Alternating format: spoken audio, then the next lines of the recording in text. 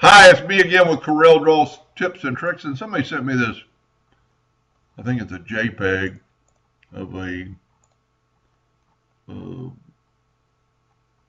yeah, it's a JPEG, and it's pixelized, and want to know how I would trace that. Well, first of all, text doesn't trace very well.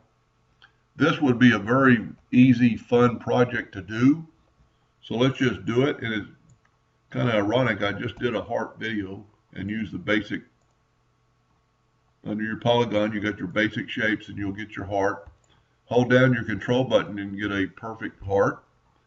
Then you need to go to range and convert it to a curve, and take your shape tool and just, I noticed that this thing's a little off center, so we're just going to kind of grab it like that and make it look a little bit better. And you could play around with this to your heart's content. You could probably even get rid of that node. Let's get rid of that node. And for the video, let's call that good enough. Let me make it a little bit bigger. But then you just take the ellipse tool and draw an ellipse. And I notice it's right to that point. So we're going to take it, we're going to grab it with the pick tool. And we're going to grab it and it'll snap to that node. Now you've got the ellipse or the circle selected. Hold down your shift key and select your heart. Go up here to trim, and it basically trimmed it away. Now you can actually delete that part of the heart. Now just write out whatever you want to. Happy birthday.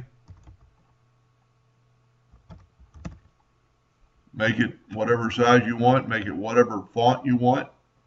Just go to text, fit text to path, and it's going to go crazy. But when it gets to that part and make it off there just a little bit, and click it. Now you'll notice it's backwards, but that's very easily fixed right here.